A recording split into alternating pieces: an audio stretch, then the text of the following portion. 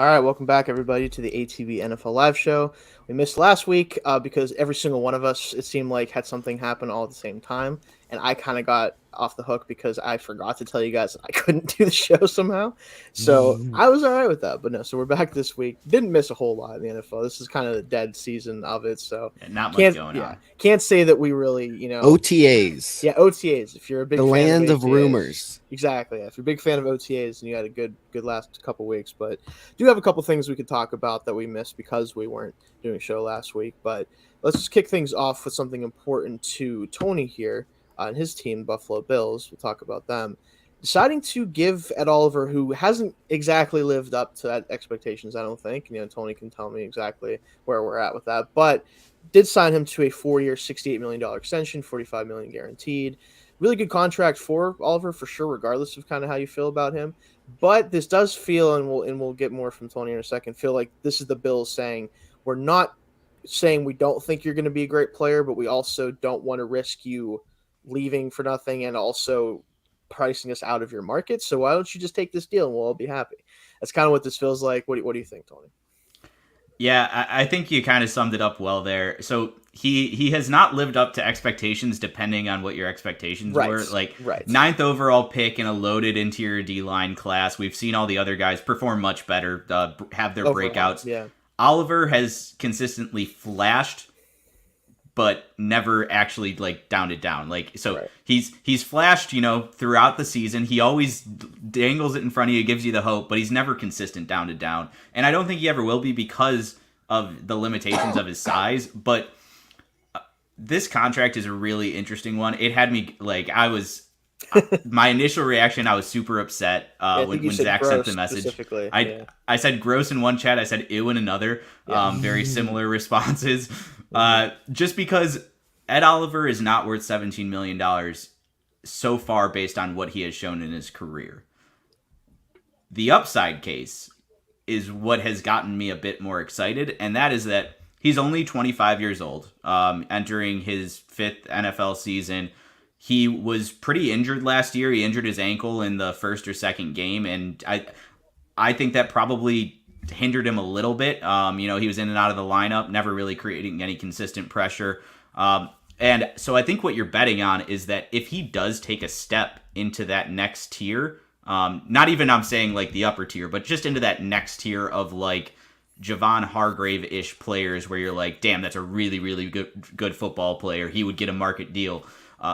Well, if he plays himself into that range in his contract year, then we can't afford him, just like Tremaine Edmonds did. You take the risk, you let him play out his contract year, he explodes, and then he gets a big contract elsewhere. I think this is the Bills saying, we don't have any D tackles locked up past this season. We like Ed. We drafted him high. We like his character. We like the flashes. He hasn't put it all together. But if he does, we're undercutting the market by 7 or 8 million if he turns into this player. Now, if he doesn't turn into that player, then you're overpaying him by 4 or so million. And that's a really dangerous game to play, but I understand why they're doing it, just because if he does turn into that consistent pressure generator, consistent explosive force on the inside, then we've got one of those locked up, that'll probably come in $8 million cheaper than Quinnen Williams. So you get him locked up at that price and it's really exciting, but there is a ton of risk of him just continuing to be who he is and getting overpaid. Yeah, I think it's really a risk for both sides, because I think Oliver understands that he hasn't shown what it takes to be paid this much, and instead of betting on himself, which a lot of players have done and it's worked out, he could just go ask Joe Flacco or any number of other guys who kind of bet on themselves. But at the same time, it is a risk to do so for him, and I think the Bills also, like you said, they don't want to bet on themselves in the sense that they don't want to have him hit the market next year after a big year, if he does have one, if they do expect him to, and then basically just say goodbye to him like they had to with Edmonds. I'm sure they wish they would have signed Edmonds too, even if it was a little bit bigger than they wanted to, a deal that would have maybe allowed him to stay with the Bills long term. So it's interesting to see how they kind of tackle this type of stuff in the future too, because a lot of teams that are in win now mode don't want to lose pieces that are not easily replaceable. Might have to start doing stuff like this for their players that maybe haven't hit their ceiling, but they expect them to, and they're just kind of betting on their pick and assuming that he'll get there. But what do you think, Zach? Anything you want to add to everything? Yeah, no, it's just, I mean, it's gonna add to, I mean, it's kind of setting a median floor for this interior defensive line and this defensive line market in general. And I think it's interesting as we were talking, I was looking at contract numbers stuff, and there's a lot of interesting teams with a lot of money invested in their offensive or in their defensive line. Two that jump off the page immediately are the Commanders, who have almost 40 million per year tied up in Deron Payne, Jonathan Allen, Deron Payne, Jonathan Allen, and then the Steelers, who have I want to say what you got Hayward at 16.4, Ogunjobi at a little over 9, 9, and then you have TJ Watt at 28 with an edge. Yeah, it was at edge. Yeah, yeah. I mean, he's a big cap yeah, right now. Yeah, but see, that's where the Commanders, they don't even have an edge until Chase Young, and he's still on his rookie contract. Yeah, so. And he might not even be long for that team. That's another thing. Yeah. But yeah, I think defensive line and offensive line, the teams that have the deepest groups of those, they tend to, unless you're like the Chiefs who can just spam your way to the AFC title game or better, which is hilarious. But other than that, like, and not even saying their offensive line is really good, their defensive line is kind of Chris Jones heavy. But point is, teams that have the depth there and have the premium talent there, they tend to go far. And that's just kind of how it goes with football in general. We kind of all know that as much as fans love everything about the game except for those two positions a lot of the time, that is where you make your money as both an NFL team and as players a lot of the time too. So it's going to be interesting to see how this deal plays out. I think that the structure, like, we haven't gotten exactly all the details. If this is something they can get out of in like 2 years or something with very little cap penalties or anything like that, that would make a lot of sense. Because it also opens up the ability to restructure it. If he does play really well, they can maybe give him some more money down the road and add to that deal. But it does also, and we talked about this pre-show, gives them a little bit more wiggle room going into the season for a team that has had some injury issues, that has some holes they might still want to fill at some point, gives them that flexibility to do so as well. So. Yeah, I think that's a really important point to this, is that he had a very locked in 10.8 or whatever it was, $1 million cap hit that it was fully guaranteed. You couldn't move it unless you did an extension, and you can cut the year one cap hit. So it'll also be interesting to see, like you said, getting the details. Like, is his $10 million salary that was fully guaranteed this year, is that included in the $45 million of guarantees? Right. Because in that case, then you're really only committing 35, and like you said, that could be structured in a way that you could get out of it pretty soon. I'm excited for the flexibility this year. I don't think it's going to mean a big signing. Like, don't get excited. Don't connect the dots and say, oh yeah, Ed Oliver, like, we're getting like $5 million of cap space, so we're gonna go sign DeAndre Hopkins. One, we need a lot more money than that. We need to restructure a couple other guys. Two, I don't think they want to pay him big bucks. I think they'd rather spend it on like a cheap edge, veteran edge, like we were saying pre-show. Like, get a Justin Houston in there, get a Melvin Ingram in there. I think that's what this money would be utilized for, if it isn't just to hold on to throughout the season so you can operate normally. Well, I think it's interesting because I kind of forgot that they also have Jordan Phillips and Tim Settle behind the. But he gets to play next to Daquan Jones and Poona Ford. This is the best interior defensive line we have had in Buffalo under Sean McDermott's regime, and this is probably the cheapest defensive line we've had under him too. I love Tim Settle. Tim Settle's incredible. He was terrible last year. I guess terrible isn't fair to him. He just didn't do anything. Like, I don't know what was going on with him, but he couldn't crack the rotation despite all the injuries, and he wasn't playing well. It was weird because he always has shown up in Washington. He was great in Washington. Yeah, he agreed to take a pay cut, so he's getting another shot this year. Virginia Tech Hokie. I would love it if he could play too. Mm-hmm.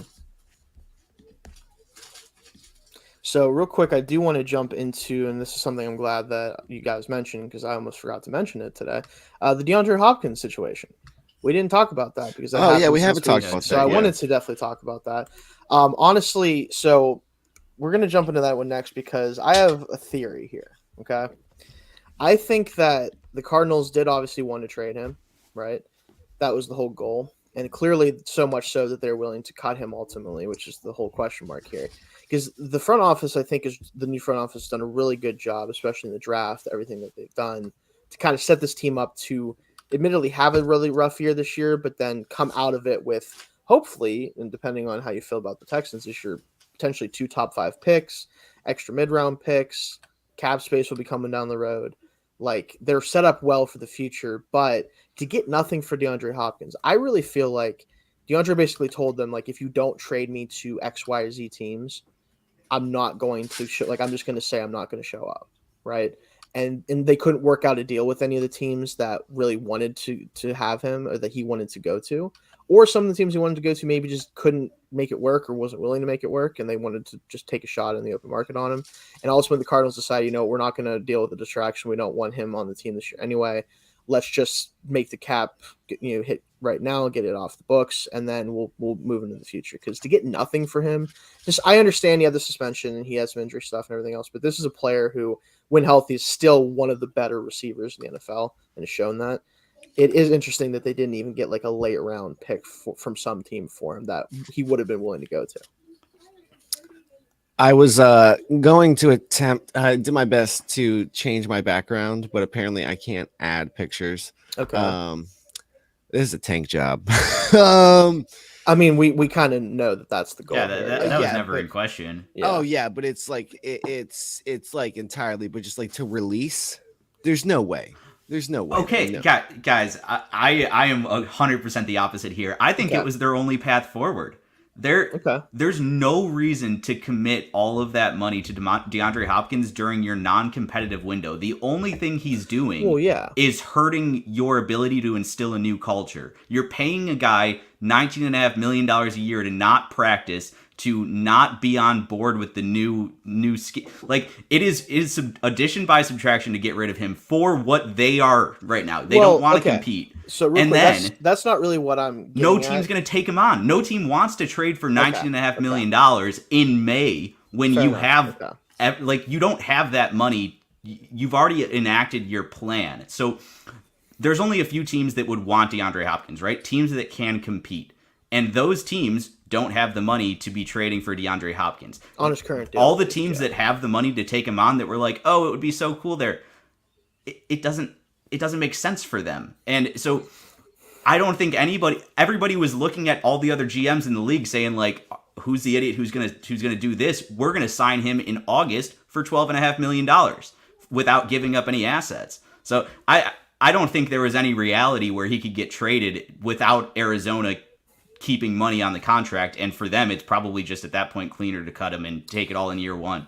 Yeah, I mean, my whole thought process was that some team might, like, especially if the Cardinals are saying, hey, you can speak to other teams or negotiate with other teams, that if a team talked to him and was able to convince him to, like, you come in and restructure his contract as part of the deal, that might work. But again, even then, you'd have to make the room before you complete the trade. Right, that's the problem. So you'd still have to, like, cut players or something. Right, yeah. So that's I just don't. Yeah.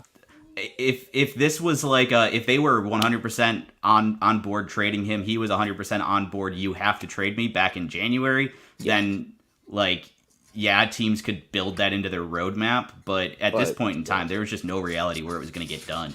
Yeah, the thing that must be really what got them, because to cut him, it does hurt, admittedly, if you're the Cardinals, to get nothing for him. But like you said, he wasn't going to be on this team. Like, that wasn't really the question. It was just, how was he going to get off the team?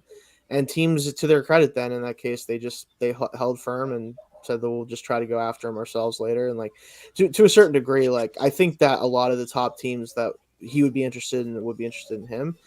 As much as they'd love to have him, they're not going to sit there and go, oh man, we didn't get DeAndre Hopkins. Our season isn't going to end the way we want it to. Like, I don't think any of those teams are feeling that way right now. So yeah, nobody's acting from a place of desperation. Right, exactly. Yeah. So interesting question. Mm-hmm. Does Kyler Murray get traded this season? Not this season. They do it at the draft. You don't think so? See, so here's my thing with him is, and I'll say this. I might be at this point in the kind of, this might not be the most popular take at this point. I think that they shouldn't trade Kyler at all, because I think he's a better quarterback other than Caleb Williams next year, which again, they might be able to get. He's a good enough quarterback that's already on a deal where I'm not going to risk taking a college quarterback right now. I'm not. I think that he can still be the player that he's shown to be in the past, if given the right system in place for him. Because I think that Kingsbury kind of coddled him too much. Obviously, that was a big problem. And that system eventually just faded out. Like, it just didn't work long term. They don't really have the receiving talent outside of this, like DeAndre, obviously, where they can make that type of stuff work. Because if too many small players, in my opinion, that's another thing that they have to figure out. I'm glad they drafted Michael Wilson because they would have had 0 guys, I think, other than DeAndre, that were like 5'9" or taller, it felt like. And like that's just really hard to just make work in the NFL. It just is.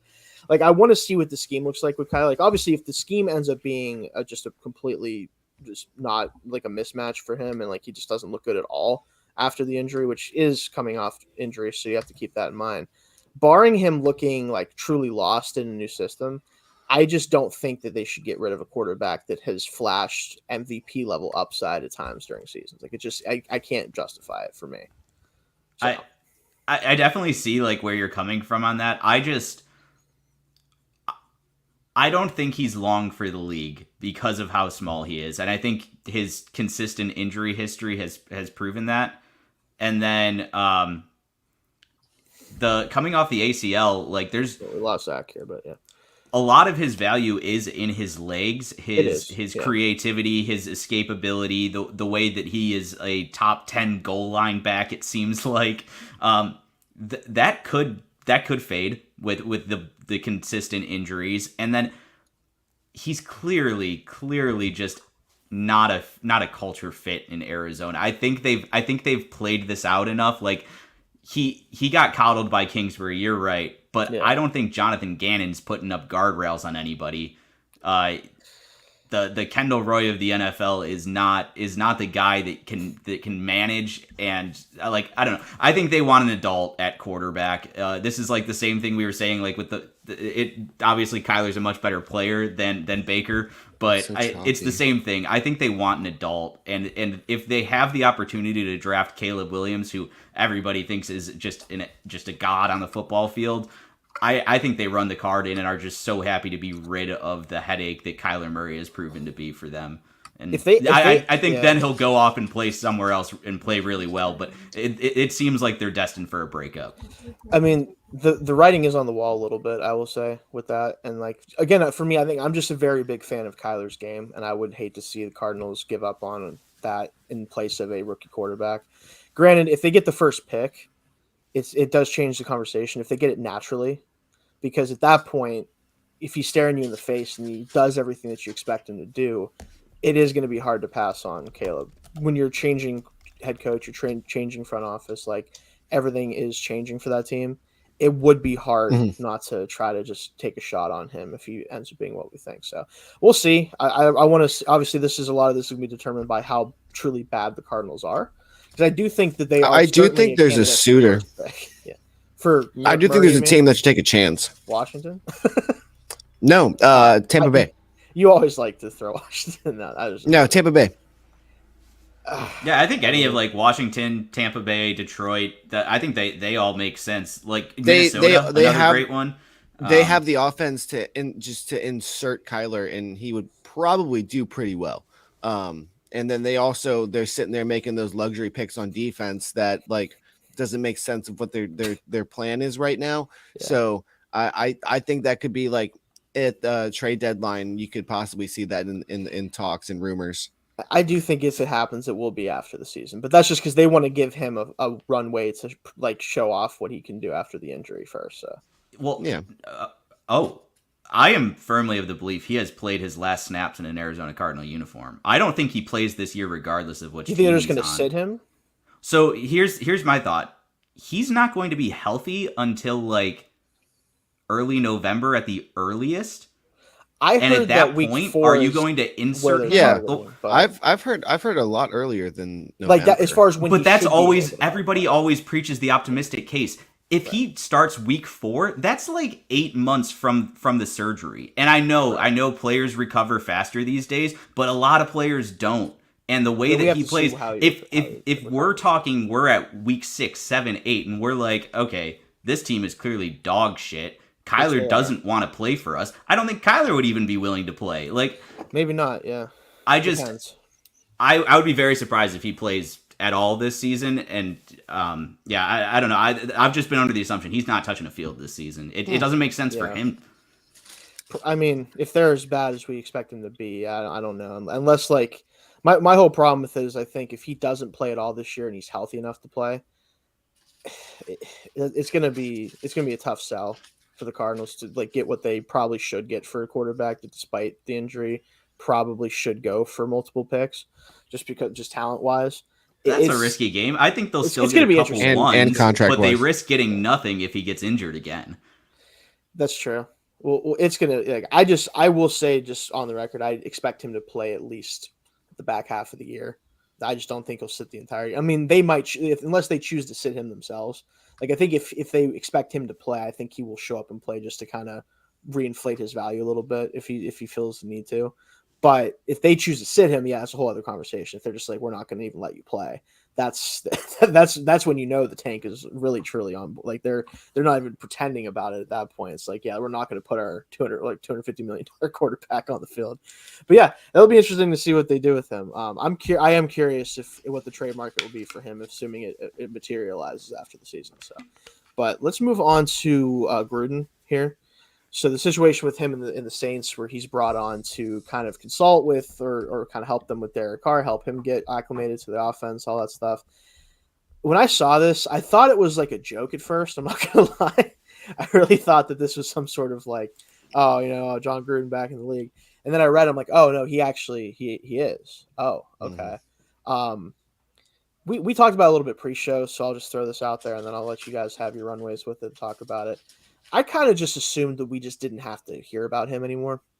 Like that the NFL was kind of just like, yeah, we're done with you, because like there's really no reason not to be done with him. Whether you care or not about the situation that got him fired and all the emails and all the leaks, like regardless of whether you actually care about that or not, I just kind of felt like the NFL was just maybe done with him at this point.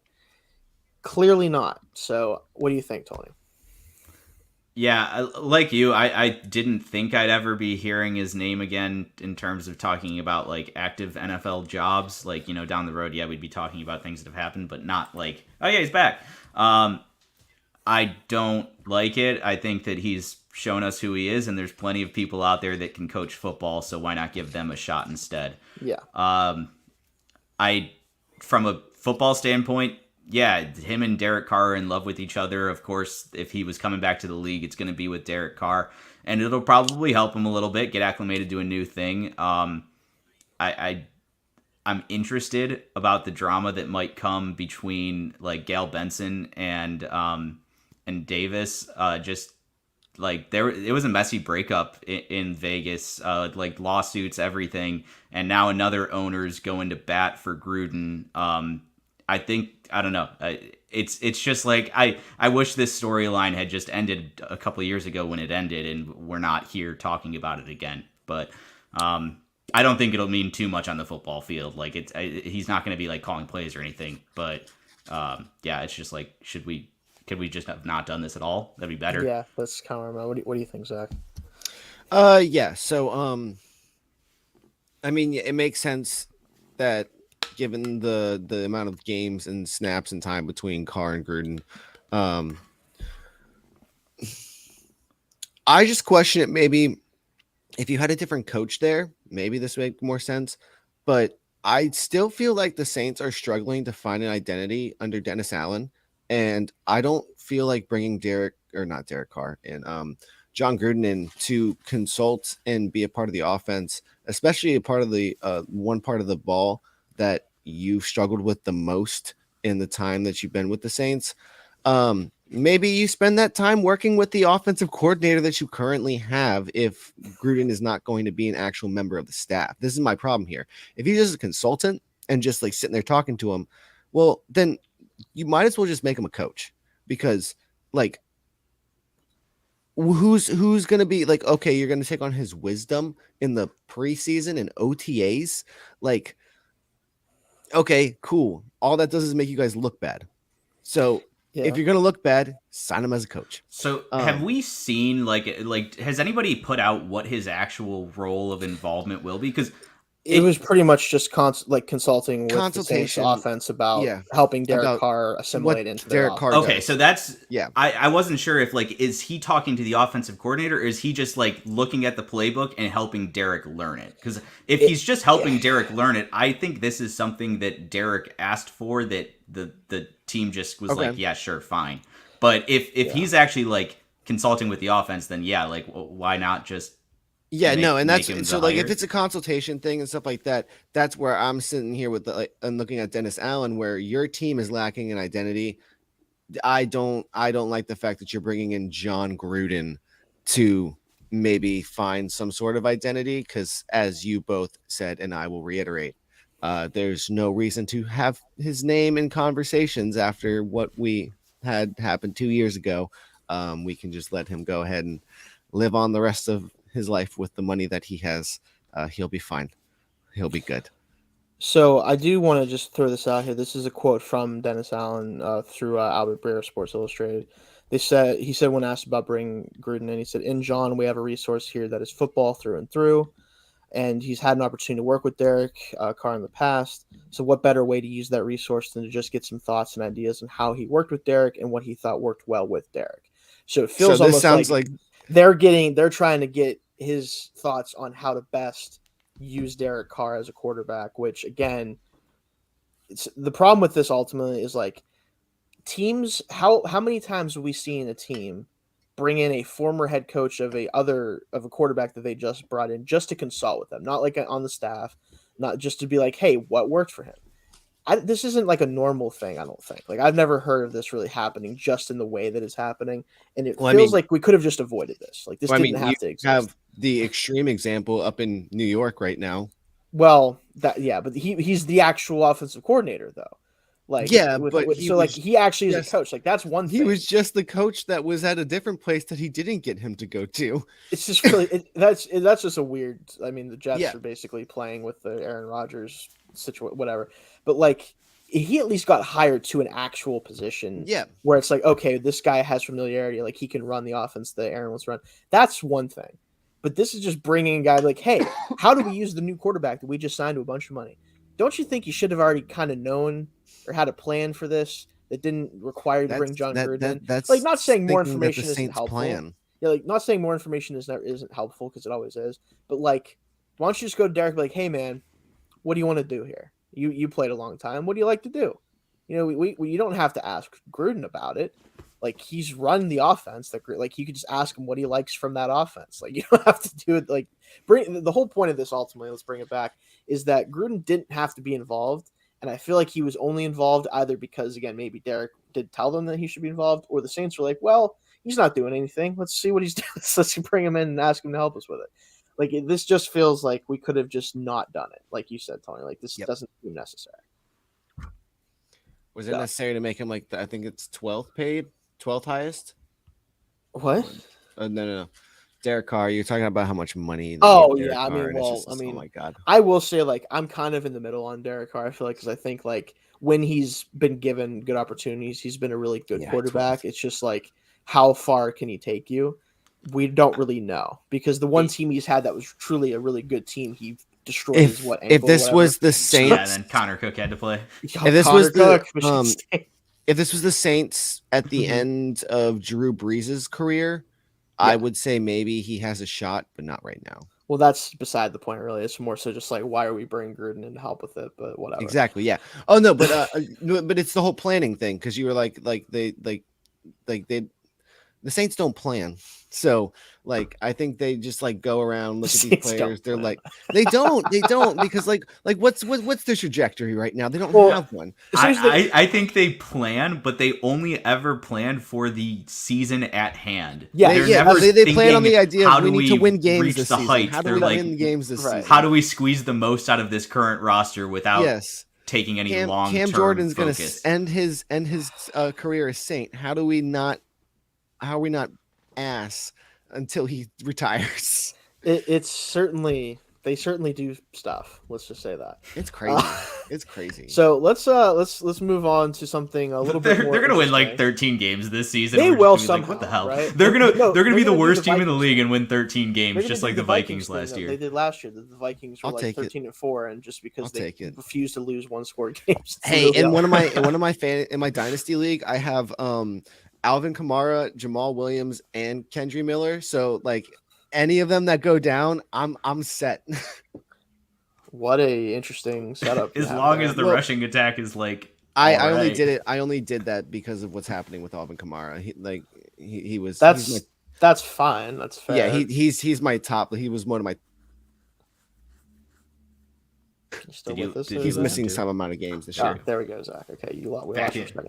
Anyway, so let's move on to something a little bit more actually interesting, I think, to talk about that.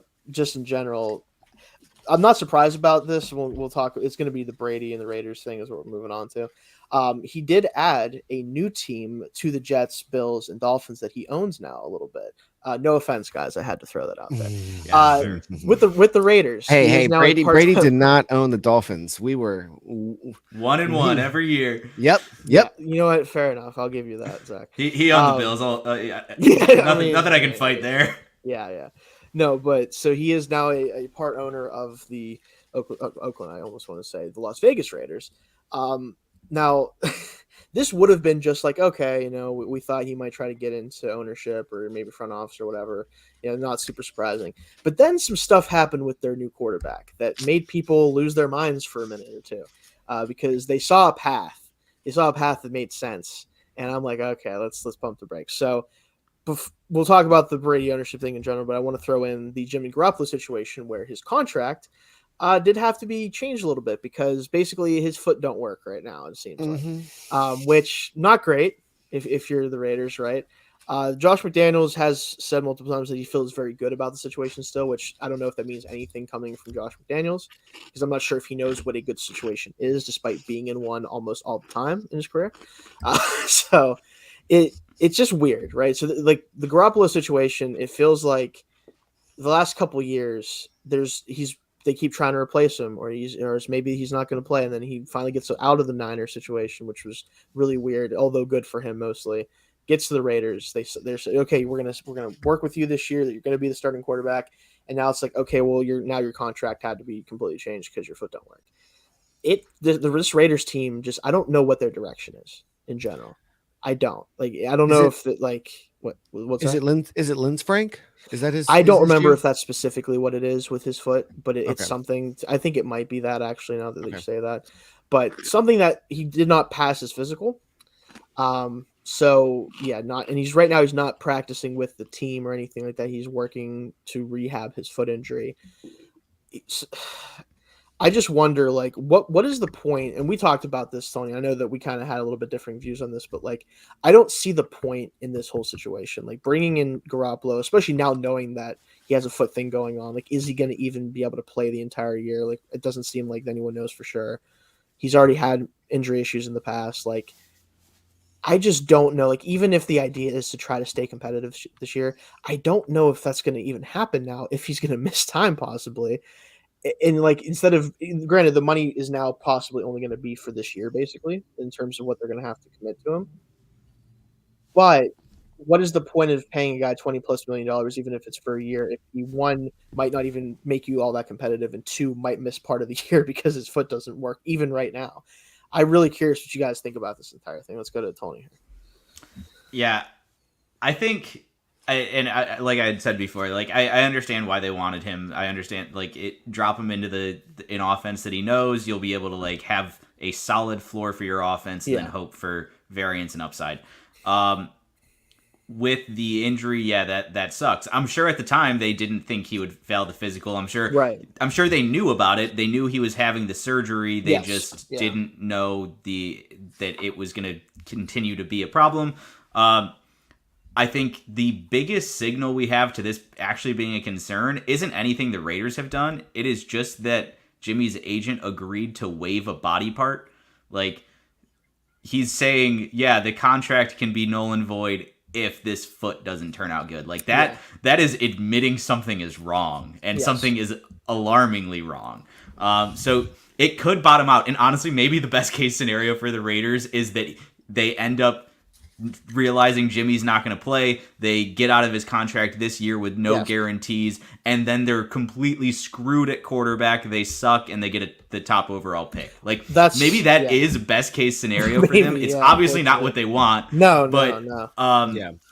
It's at least now a possibility. I do think that he'll probably get right and play. Like, I think he'll probably miss some games, and then he'll get plugged in the middle of the season, or I don't know. But it definitely is just like a weird situation. I don't know the last time I've heard of an agent waiving somebody's foot. ever. It's really. Again, it just feels like this whole thing could fall apart very quickly. And I think that, again, the idea behind the initial signing, although I wasn't a huge fan of it, just because I feel like this team just kind of needs to reset in general. Like, I would even advocate fielding calls for Adams at this point, especially if they're going to be in that weird territory of like a 6-11, 7-10. You're not going to probably get a top quarterback. Starting Brian Hoyer. Like, yeah, right. Like, I just feel like at this point, if you're not going to be able to truly compete, this team is in a really weird spot to try to tread water until they can.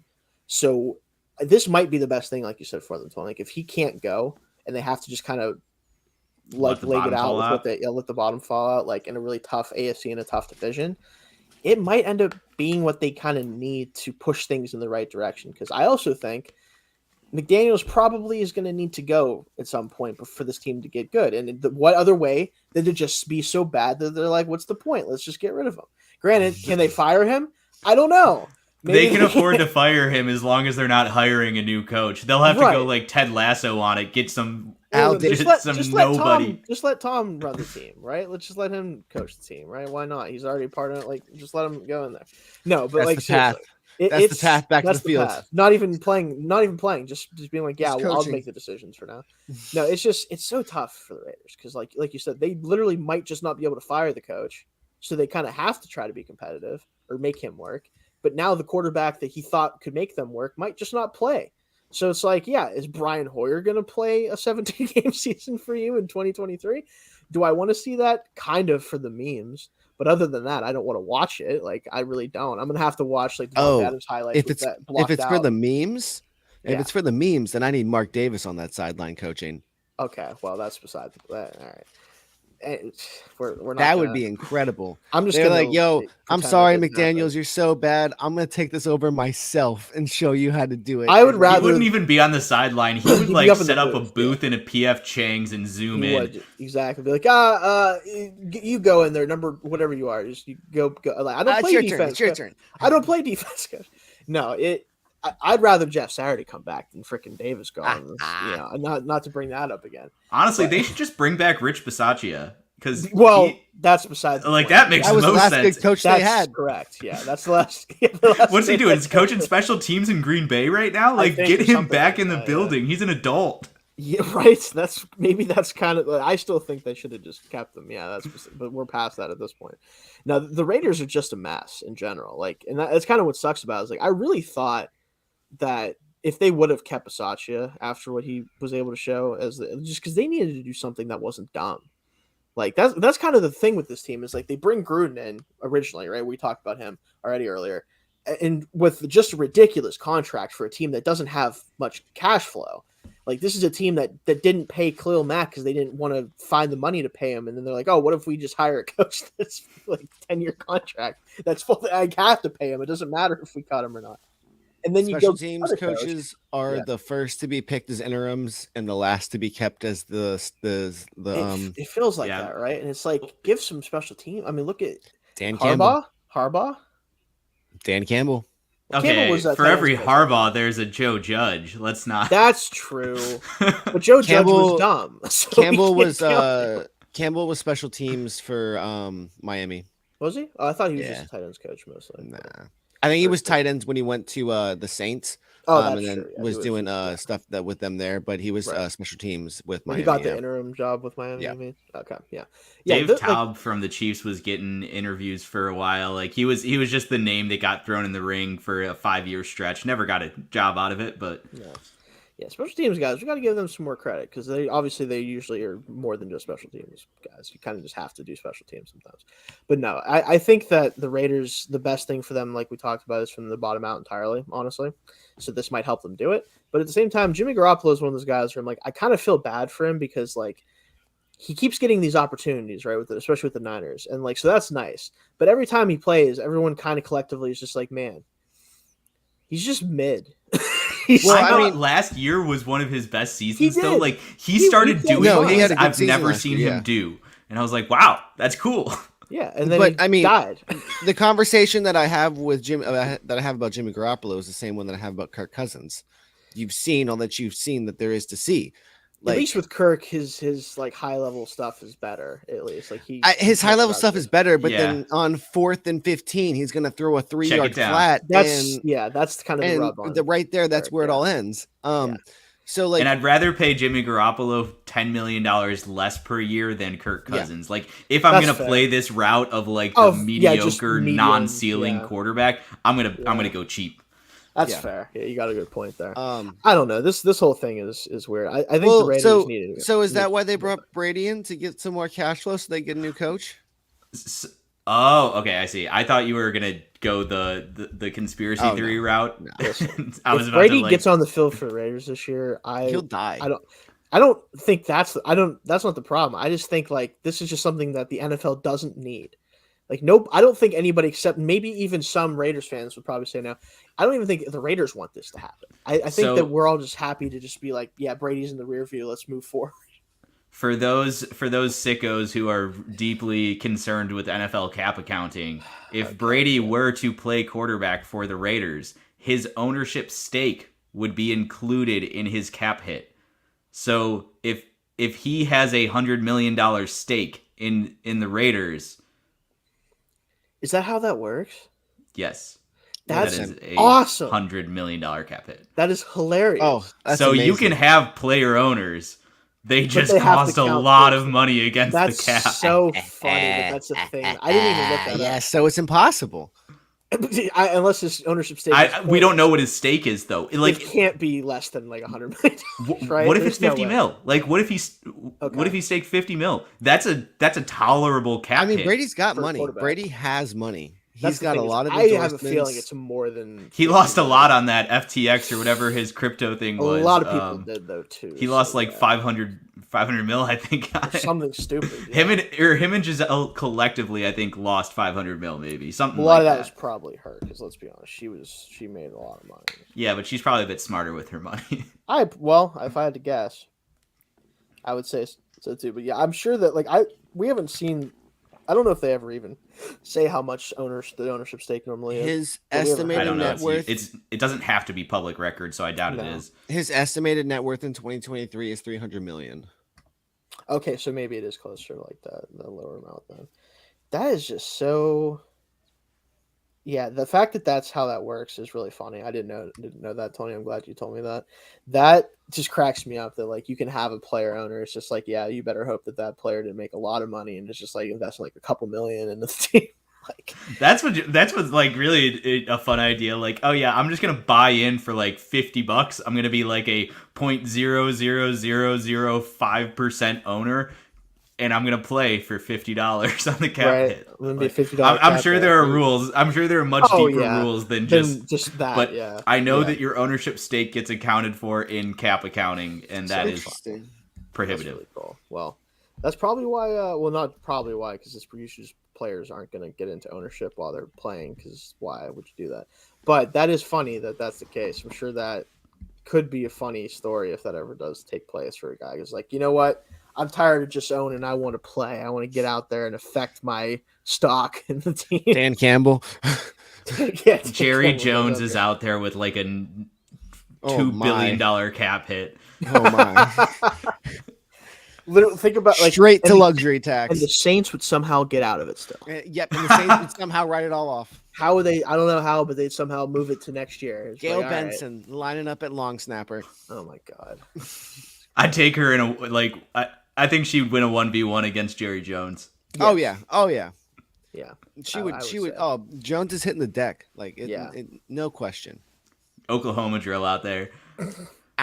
You know what? We should have an owners combine. We should do that. Oh my NFL should have an owners combine. Oh my lord. Just because, like, I just want to see it. It'll be awful, but it'll be funny. Who's coming out on top in the 40-yard dash?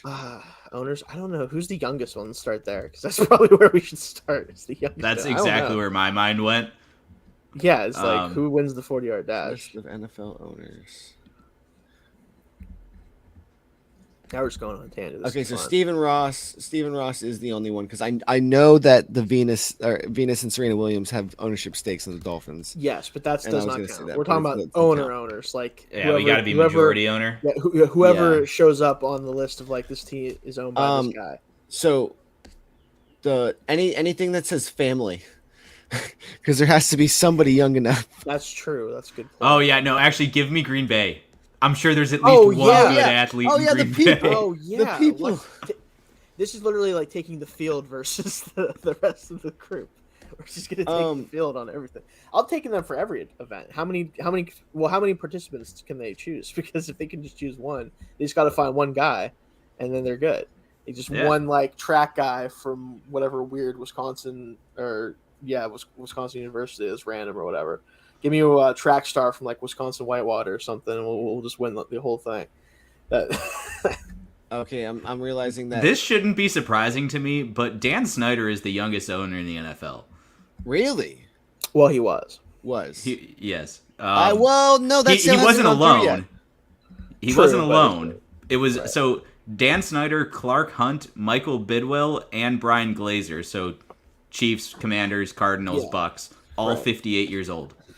Yeah. Well, it ain't Bidwell. I know that much. No, it is not. I don't know. I mean, Snyder doesn't look like terribly out of shape, but he also, I think, all that negative energy weighs him down. You know what I'm saying? Like, I think that adds a few pounds. You said Brian Glazer? Yeah, Clark Hunt, I think is yes. I think he's pretty good shape for a guy. Brian Glazer doesn't look too bad. I've seen him before. You know what? We're gonna do a NFL owners combine episode in the future. That would be great. Clark Hunt looks like he's got some sneaky athleticism in him. That's what I'm saying, right? Like I've seen him, and I'm like, yeah, he probably moved. How old's Stan Kroenke? Oh, he's older, isn't he? 75. Never mind. Yeah, Never mind. He's older, right? I was gonna say he looks pretty. His picture when you hover over his name on Wikipedia is pretty like, oh, you know, that he could probably surprise you. Maybe in the 70s category. We'll throw You'll have to do age brackets. That's what age brackets. Yeah. This is hysterical. Wait. Why does the Vikings owner look like a Minnesota version of Arthur Blank? This is absurd. I've never seen Wilf before, and it is just alarming. Yeah. He looks like if Arthur Blank just lived in Wisconsin Minnesota his entire life. I gotta look him up now. I haven't seen him in a minute. Oh, I feel like oh my god, the show has really gone off the rails. Thank you for our wonderful audience staying tuned. I think Khan could surprise us as well. Oh yeah, that's true. I was going to mention him too. He's 72, but I think he's very surprising. I think he could be very, very surprising. Nah. So anyway, that's not what the show is about. The owner combine. No, but in general, like that's mostly what we wanted to talk about. Is there anything else you guys wanted to throw out there today? We want to save it or? Josh Allen's out here dating superstars, Hollywood actresses. Yeah. By the way, it means nothing, but it's cool. Don't put Buffalo on the map. Pass on that. No, I don't care actually. Josh, he seems like a pretty funny guy. Like I love the Bills social media team so much. They're so good. Like I know you probably seen this, Tony, the basketball one. Yes. It's so funny. There is something actually that I found out last night that I would like to share. Yeah, if we can get away from talking about Josh Allen. Yes. Yeah. For those of you who are Dolphins fans, and probably those who are not, you might be aware of Tuanon. Oh yes, I did see this. Yes. Basically the guy that was Tuanon was on his way to work a couple days ago and died in a car accident. He it was at Finn's Vicious, I believe, was his account. There's a couple of GoFundMes that are set up because he is leaving a wife and multiple children. That got national attention. It was pretty funny. The Tua discussion is still raging, but I've already seen a bunch of stuff from people within the Dolphins fans on Twitter, from a lot of Buffalo people as well, because they're always fantastic. They always show up when you need them too. Remember the Dalton thing where whenever they got him in the playoffs? Yeah, that was So they show up. So yeah, just I saw that pop on Twitter the other day, and was just wanted to share that because life's too short. Say hello to your loved ones. Give them a hug. Give them a kiss. Tell them I love you. Because you never know when the last time that somebody could be going to work and not make it to work, and coming back from work and not make it home. So, but yeah, football's right around the corner. We're almost here, and we all share this love. So, yeah. If you guys look up just 2-0 in general on Twitter, you'll see all the stuff. You'll see all the stuff. And there's into it, You'll see all. He made NFL media really, really fun for a stretch. Yes, there. He did. Yeah, it was admittedly very funny. It was a good time. Like anytime positive contribution to NFL history. There's been a lot of NFL trolling stuff this past 2 years. On a lighter heart thing, that's actually more funny. Chiefsaholic is still on the run and is on the most wanted list. That guy that is so funny. Is just he just keeps getting away with it.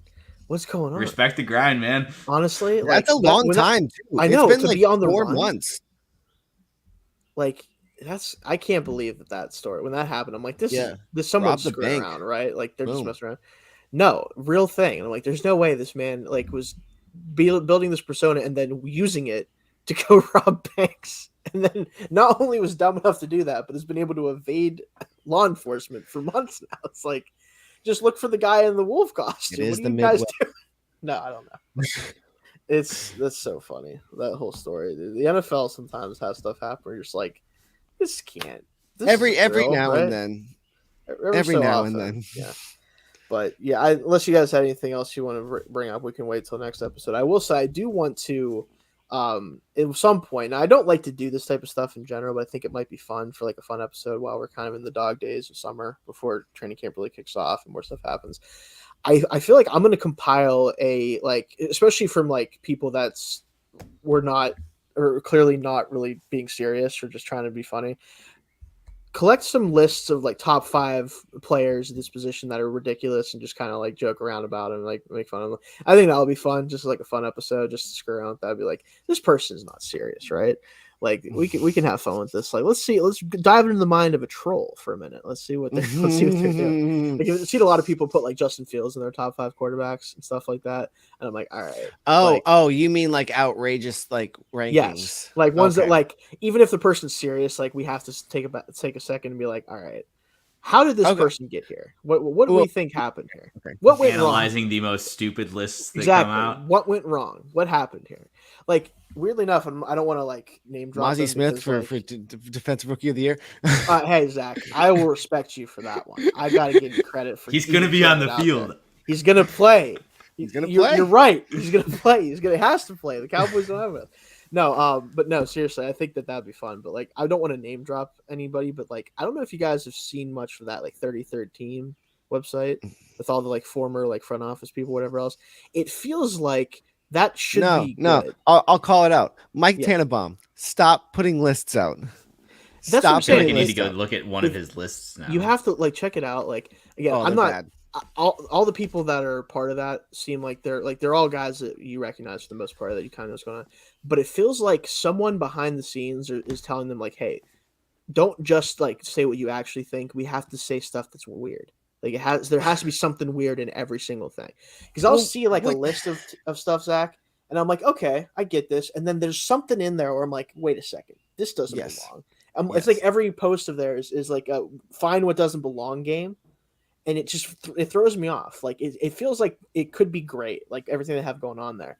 But it feels like someone's telling them, hey, we got to switch it up a little bit somewhere. Something doesn't seem right. So if you guys haven't seen that, check that out. And so my issue is when you have it'd be one thing if it was a player. Or if it was the ranked 12 and 5 Bears pick. Did he do that? I didn't see that. He said they're gonna go 12 and 5. Yeah, why is he predicting them to have so few wins? That's nowhere near enough. 17-0. DJ Moore receiver of the year. No, go ahead. What did Mike Tannenbaum do in the NFL? GM. That's not a position that if you're good at your job, you would still be doing it. Well, why are we taking your opinion on lists and rankings? That's my point. Is I don't even think that it's really his list necessarily. I think they told him to do it. I get it, but I think that he was told to make a list of this and make it mostly real, but then you have to throw something in that is going to make people think you're nuts. And that's what every post feels like. It's like nothing's like somewhat. Again, I'm all for like different opinions, but it's different from like, oh, they just have this guy ranked a few spots higher than I would imagine, or like, oh, it's like putting like, imagine like if I came on here, I'm like, listen, Kenny Pickett's a top 5 quarterback right now. I don't care what you say. That's stupid for me to do that. Like, there's no, I can't put any analysis in that makes that a true statement, or like that I can back with any sort of analysis. It feels like they throw one of those in like to every post. It's really weird. I don't understand what's going on. Like it's like they're trying to tread the line of like, we don't want to like be a like clickbait website, but we also want people to click on us. So like, let's throw in just a weird curveball every so often. It's really weird. I don't know if you've seen anything of their stuff, Tony, but it feels that way. I apparently have not been up to date on List Twitter. Gonna have to get deep into the delves of List Twitter. The one list I did see, and I like listened to a podcast about it too. But there was I forget who it was, somebody like ESPN or NFL Network or something, but put out a list of like ranked all the head coaches and had Sean McDermott at 22. Yes, what was that? Joe about? Marino had that person, and I'm forgetting who it was, on his Locked On NFL Bills podcast to just be like, explain yourself. Yeah, can you tell me? I dipped out after like 5 minutes or so because it was just a complete lack of coherent process. Like, he's like, well, you see, like, he's a defensive guy, and they haven't had that top tier playoff success, and they have a good quarterback. And Joe's like, well, you have Brandon Staley ranked ahead of him. What's there? And he's like, well, yeah, I guess I kind of regret that one. And Mike McDaniel won a Super Bowl years ago, and like Dan Campbell almost made the playoffs with a bad team, so he's got to be up there. It's like, well, Sean McDermott his first year made the playoffs with a bad team. Like, what are you doing this here? is one of them. Yeah, like, yeah. So that one at least, like the lists where you're like, I cannot imagine a human coherent thought process that would arrive you to this list.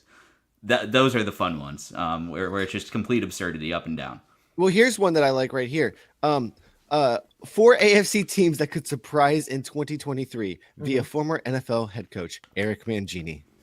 Yeah, love the that. Steelers and the Dolphins. Which what are they surprising? They were both are going to be pretty good. Teams both or like are expected to be pretty good. Teams. Yeah. And then the Raiders, which they could be surprisingly bad. And then the Texans. Okay, well, I don't. Depending, what would constitute a surprise for you? They win like 5 games, maybe. Yeah, I would say. Like, if you set the win total over 6 for them, I'd say that's surprising. I think it's 6.5. Is it? Last really? I checked. Huh. I did a lot. I got pretty degenerate when last weekend I was up in Ellicottville, New York for a bachelor party, and legal betting there. I don't have that down here in North Carolina. I was all over it. Oh, I lost you are from North Carolina. Yeah, I was in the Outer Banks this past weekend, and that saved me. Yeah, I guess if you want to cut back, come on down, come visit. But can't be betting here, unfortunately. So I'm looking at, again, I know we still have a little bit of time here. I'm looking at some of their stuff because they're the ones I thought of. They have, again, I'm not going to sit here and say like, oh my God, I can't believe this is the case, because like it could happen. It could obviously happen. They have the Steelers as the worst team in the AFC North next year at 8-9, which like, That's really tough. I'm just not going to predict them to lose more than 8 games because they don't. You know what I mean? Like, maybe that's obviously like it's a weird thing to say, but like they literally don't do it. It hasn't happened in like my entire time as a fan of the team, pretty much. So like for them to have that as the predicted record at 8-9 is interesting. Like they could still finish last, I guess, and still win like 9 games because that division is weird. But like it's weird that they have them predicted to be worse next year. You know what I'm saying? That's a little bit weird to me. I do expect good things out of all 4 teams. I do too. I could, like you said, like I could see the last place team having a good record. Right. 8-9 just feel like for them to break that streak after they didn't do it. That's the thing I think that won't happen. Like I expect them to improve this year, so they're not they're gonna have a winning record, and I feel like that leaves the Browns as the team that has to disappoint, but I think that they're going to get some wins too. They could, yeah. The division is tough, but it's I could see three of those teams I could see getting to like 14 wins just on a hot season. It is, and then the Steelers, I think their ceiling is like 11, 12 wins, but I think so too. it's going to be an interesting division to watch. We're going to have to, at some point, we're going to have to do some division breakdowns, and that'll be a fun one to discuss. That is going to be, we're going to do multiple episodes in a row that's going to break down divisions for sure. That's definitely something that'll happen as well. But yeah, I think that'll do it for us this week. Definitely, we'll try to make sure we keep our streak going more than a week at a time. So definitely try to join us back here around, we try to go 11:30, 12, so make sure you're around for that. So that'll do it for us this week. Thank you guys. Join us next week. See ya.